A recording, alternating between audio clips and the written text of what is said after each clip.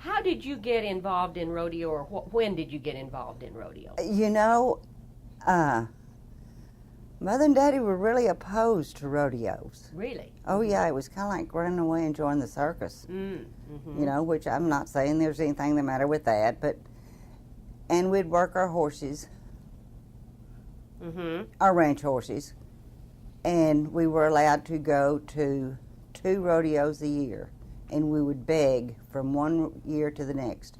Woerner, which was 7 miles away, and Walters, which was 20 miles away.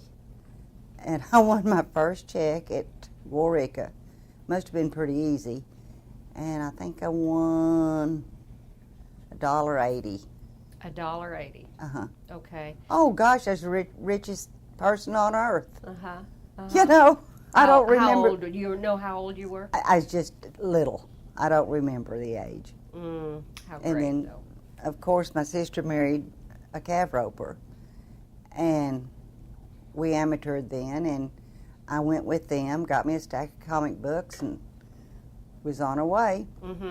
And then they joined the then RCA, and we had a family discussion, and they decided that it was about time for me to start dating, and maybe I should stay the amateur route. So I stayed the junior amateur route, and which was then the AJRA, American Junior Rodeo Association, which I won the barrels 5 times in a row, and the all-around 3 times.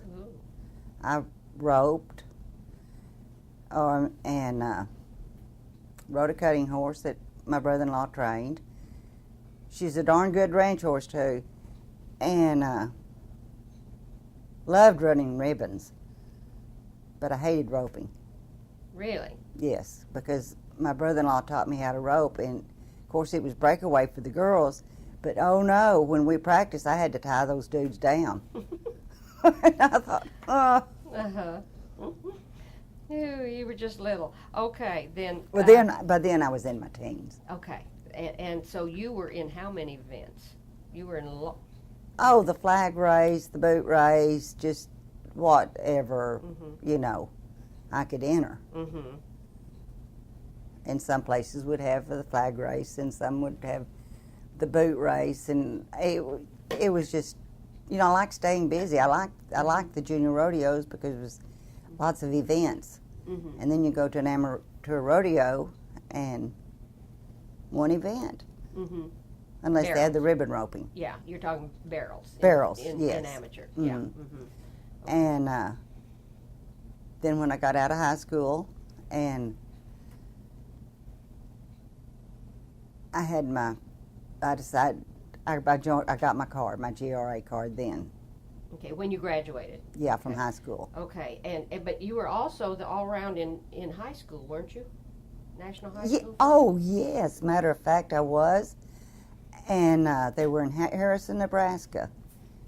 And my mother paid the dues to the National Association for Oklahoma to become a member. Oh, really? Yes.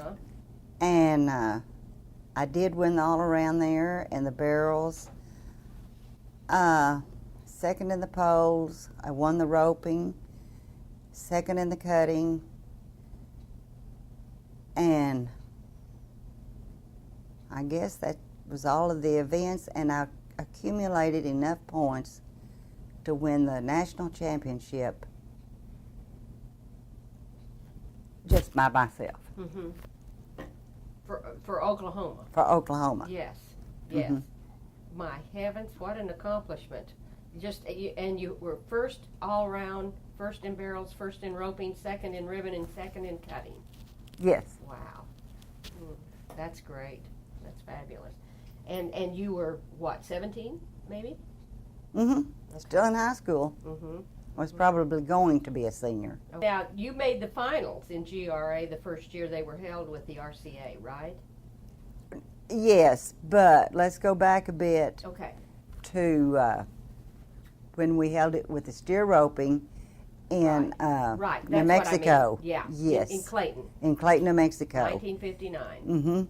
And I don't guess I've ever been to a colder spot in the world. It was a little extreme that year, wasn't it? Very extreme. In fact, I think all 15 barrel racers went to town or to where whatever it was. They waived the hat rule, and we wore those tie-down headscarves. Now, I'm telling you, it was bitter, bitter cold. It was about 20 degrees, wasn't it? I don't remember the temperatures, but the wind was blowing, and it seemed like, you know, there was nothing between there and the North Pole. Well, it looks like that now when you go through Clayton. Yeah, it does. Well, that must have been exciting, though, to go to the first finals. It was exciting to go to the first finals, and it was exciting, don't misunderstand, to go to every finals I went to. But when we finally got to Oklahoma City, to be with the Cowboys and to be included, that was the cream of the cake. You know, rodeo's tough to make a living, then, today, or any time. But we figured we had a three-way shot at him. He bulldogging, Red bulldogging, and me running barrels. Okay, back up. We got to talk about Red a minute. Yeah. Introduce Red right now. Okay. He was an Oklahoma Star Junior out of Applauded Mare. And he and Willard Combs bought him in partnership. And they had a little argument. Benny sold out to Willard.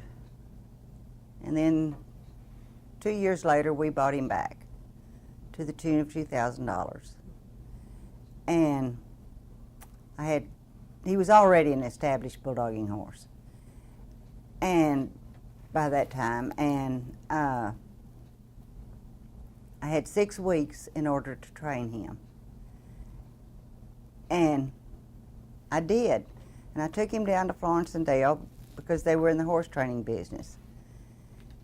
And they said, well, he looks okay, you know, kind of. The horse could never lope a pattern. His feet would get crossed up this way and that. And so finally I thought, oh, to heck with it, I'll just run. Okay. It worked. And he was a very independent horse. I loved him dearly. And I could look out my window in the morning and see how he felt. And What do you mean? What do you mean? Oh, you know, I'm having a bad day. You know, his ear was cocked wrong. I truly believe that a barrel racer, if they're in tune or focused, knows their horse is well or better than their husband. A husband might not tell you how they feel, but a horse darn sure will. And he was big boned and stout and never got crippled. And he didn't like men. He didn't like men? No, he didn't like men. He tolerated them. And he didn't like petting. He was just one of those awesome once-in-a-lifetime horses. Because I went straight from 6 weeks training to Denver, Colorado, never placed below second. And I got the end barrel to win the average. Wow. Now, you know, and when we came through that alley that first time, he was headed straight for the bulldogging chute. And I thought, oh, gosh. And I just took a hold of that, and he saw the barrel, and it was one wild ride. I'll never forget it. Red actually won 3 world championships that year. Yes. And explain that. Okay. Tom Neesmith, good friend. He and Jane both. Jane, his wife. And he won the bulldogging in 1962 in the all-around because he was placed deep in the standings in the roping. And I won the barrels. And he used red? Red, yes, and exclusively. You used red? Yes. And I don't think it's ever been done before, and I'm pretty sure it'll never be done again. I just don't feel like the horses had the recognition he deserves. Not me or Tom or, you know, we were recognized.